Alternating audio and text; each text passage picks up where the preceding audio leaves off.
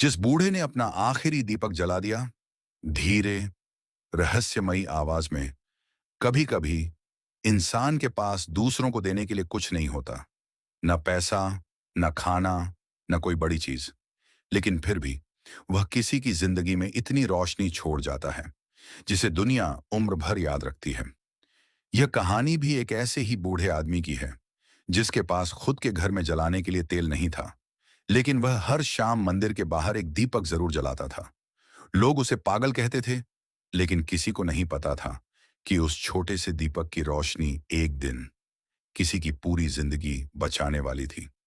थोड़ा रुक कर कहानी शुरू होती है एक छोटे से गांव से। गांव का नाम था देवपुर। गांव बहुत बड़ा नहीं था। चारों तरफ खेत, बीच में एक पुराना मंदिर, और मंदिर के सामने एक बरगद का बहुत बड़ा पेड़। उसी पेड़ के नीचे एक छोटी सी टूटी झोपड़ी थी। उस झोपड़ी में रहता था एक बूढ़ा आदमी जिसका नाम था हरिदास। हरिदास की उम्र करीब 70 साल थी। चेहरे पर झुर्रियां थीं, बाल सफेद हो चुके थे, कमर झुक चुकी थी, और आंखों की रोशनी भी पहले जैसी नहीं रही थी। उसके पास न जमीन थी, न परिवार, न कोई जमा पूंजी। बस एक छोटी सी मिट्टी की झोपड़ी, कुछ बर्तन, और भगवान की एक पुरानी तस्वीर। हरिदास गांव में छोटे मोटे काम करके अपना पेट पालता था। कभी किसी के खेत में लकड़ी काट देता, कभी किसी के घर से सामान उठा देता, और बदले में कोई उसे 2 रोटी दे देता। भावुक होकर कई बार ऐसा भी होता कि पूरी रात उसके घर में चूल्हा नहीं जलता था। लेकिन एक चीज वह कभी नहीं छोड़ता था। हर शाम सूरज ढलने से पहले वह मंदिर के बाहर एक छोटा सा दीपक जलाता था।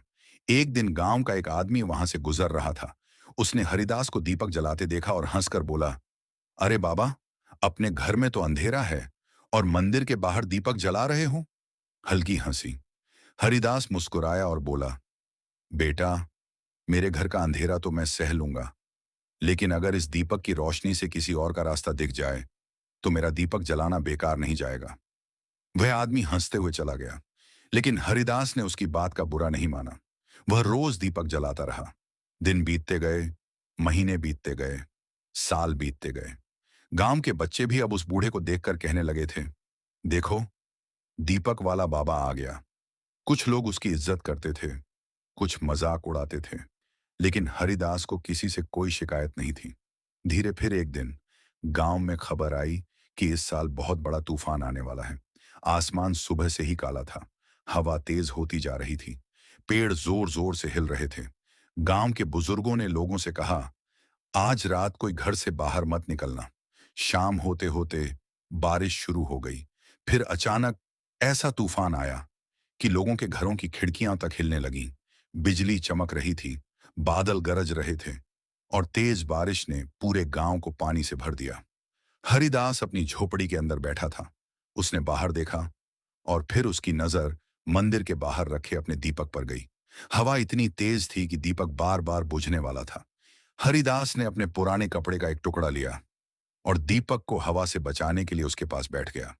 भावुक होकर उसके पास खुद को बचाने के लिए कोई मजबूत छत नहीं थी, लेकिन वह उस छोटे से दीपक को बचाने में लगा था। तभी उसे दूर से किसी के रोने की आवाज सुनाई दी। हरिदास ने ध्यान से सुना। बचाओ, कोई है। आवाज बहुत धीमी थी। हरिदास खड़ा हुआ। उसकी कमर दर्द कर रही थी। बारिश बहुत तेज थी, लेकिन आवाज फिर आई, बचाओ। हरिदास बिना कुछ सोचे झोपड़ी से बाहर निकल गया। वह मंदिर की सीढ़ियों तक पहुंचा, और तभी उसे दूर रास्ते पर एक छोटी सी परछाई दिखाई दी। वह एक बच्चा था, शायद 10 या 11 साल का। बारिश में पूरी तरह भीग चुका था, डर के मारे कांप रहा था, और रास्ता भटक गया था। हरिदास ने जोर से आवाज लगाई, बेटा, इधर आओ। लेकिन तेज हवा के कारण बच्चे को आवाज सुनाई नहीं दी। हरिदास ने मंदिर के बाहर जल रहे दीपक की तरफ देखा। उसने दीपक उठाया और उसे अपने हाथ में लेकर बच्चे की तरफ चल पड़ा। सस्पेंस। लेकिन रास्ता आसान नहीं था। कीचड़ था, पानी था, अंधेरा था, और चारों तरफ तूफान। हरिदास धीरे धीरे आगे बढ़ रहा था। उसके हाथ कांप रहे थे। कई बार उसका पैर फिसला, लेकिन उसने दीपक नहीं गिरने दिया। आखिरकार वह बच्चे तक पहुंच गया। उसने बच्चे को अपने सीने से लगाया और कहा, डर मत बेटा, अब तू अकेला नहीं है। बच्चा रोते हुए बोला, बाबा, मैं अपने पिता से बिछड़ गया हूं। हरिदास ने उसके सिर पर हाथ रखा। चल, पहले मेरे साथ चल। सुबह होते ही तेरे पिता को ढूंढेंगे। हरिदास बच्चे को अपनी झोपड़ी में ले आया। उसने अपनी आखिरी सूखी रोटी बच्चे को दे दी। बच्चे ने पूछा, बाबा, आप नहीं खाएंगे? हरिदास मुस्कुराया, मैंने खाना खा लिया है बेटा। थोड़ा रुक कर। लेकिन सच यह था कि हरिदास ने उस दिन सुबह से कुछ नहीं खाया था। रात भर वह बच्चा हरिदास की झोपड़ी में सोया रहा और हरिदास उसके पास बैठा रहा। सुबह बारिश रुकी। गांव वाले बच्चे को ढूंढने निकल पड़े। कुछ देर बाद एक आदमी दौड़ता हुआ आया। उसके पीछे कई लोग थे। वह आदमी बच्चे को देखते ही चिल्लाया, मेरा बेटा! वह दौड़कर बच्चे को गले लगा लिया। उसकी आंखों में आंसू थे। वह हरिदास के पैरों में गिर गया। बाबा, अगर आप मेरे बेटे को नहीं बचाते तो आज पता नहीं क्या होता। हरिदास ने उसे उठाया और कहा, बेटा, मैंने कुछ नहीं किया, बस एक छोटा सा दीपक जलाया था। वह आदमी कुछ समझ नहीं पाया। हरिदास मंदिर के बाहर रखे उस दीपक की तरफ देखने लगा। फिर उसने धीरे से कहा, कभी कभी भगवान खुद किसी की मदद करने नहीं आते, वह किसी इंसान के दिल में मदद करने की रोशनी जला देते हैं। भावुक संगीत जैसा ठहराव। कुछ दिन बाद गांव में एक बड़ा बदलाव आया। जिन लोगों ने कभी हरिदास का मजाक उड़ाया था, अब वही लोग उसके घर आने लगे। कोई उसके लिए खाना लाता, कोई कपड़े, कोई दवा। लेकिन हरिदास पहले जैसा ही रहा। हर शाम वह मंदिर के बाहर दीपक जलाता। एक दिन वही आदमी जिसने कभी उसका मजाक उड़ाया था, हरिदास के पास आया। उसने हाथ जोड़कर कहा, बाबा, उस दिन मैंने आपको पागल कहा था। हरिदास मुस्कुराया, कोई बात नहीं बेटा। वह आदमी बोला, आज समझ आया, पागल आप नहीं थे, पागल तो हम थे जो रोशनी को सिर्फ दीपक में ढूंढते रहे और इंसान के अंदर जल रही रोशनी देख ही नहीं पाए। धीरे गहरी आवाज में समय गुजरता गया। हरिदास बूढ़ा होता गया। एक दिन वह मंदिर की सीढ़ियों पर बैठा था।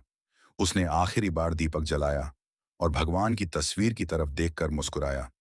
उसकी आंखें बंद हो गईं। हरिदास हमेशा के लिए चला गया। लेकिन उस दिन गांव में पहली बार हर घर के बाहर एक दीपक जला। उस बच्चे ने, जिसकी जिंदगी हरिदास ने बचाई थी, बड़े होकर उसी मंदिर की जिम्मेदारी संभाली और उसने मंदिर के बाहर एक पत्थर लगवाया। उस पर लिखा था, रोशनी छोटी हो या बड़ी, अगर वह किसी का रास्ता दिखा दे तो उसका जलना सार्थक है। लंबा ठहराव। कहते हैं, दुनिया में सबसे अमीर इंसान वह नहीं जिसके पास सबसे ज्यादा पैसा हो। सबसे अमीर वह है जिसके पास कुछ न होते हुए भी वह किसी और के लिए कुछ करने का दिल रखता हो। हरिदास के पास सिर्फ एक दीपक था, लेकिन उसी दीपक ने किसी की जिंदगी बचा दी। इसीलिए अगर आज आपके पास बहुत कुछ नहीं है तो खुद को गरीब मत समझिए। आपके पास एक मुस्कान हो सकती है, एक अच्छा शब्द हो सकता है, किसी का हाथ पकड़ने की ताकत हो सकती है और शायद आपकी छोटी सी मदद किसी इंसान की जिंदगी का सबसे बड़ा सहारा बन जाए। बहुत धीमे, क्योंकि याद रखिए, अंधेरा कितना भी बड़ा क्यों ना हो, उसे खत्म करने के लिए सूरज की जरूरत नहीं होती। एक छोटा सा दीपक भी काफी होता है और शायद किसी की जिंदगी में वह दीपक आप बन सकते हैं। 2 सेकंड का ठहराव। अगर यह कहानी आपके दिल को छू गई हो तो इसे सिर्फ सुनकर मत छोड़िए। आज किसी एक इंसान के चेहरे पर मुस्कान लाने की कोशिश कीजिए, क्योंकि कभी कभी हमारी छोटी सी अच्छाई किसी की पूरी जिंदगी बदल देती है। Manish creative words create, feel, learn, enjoy.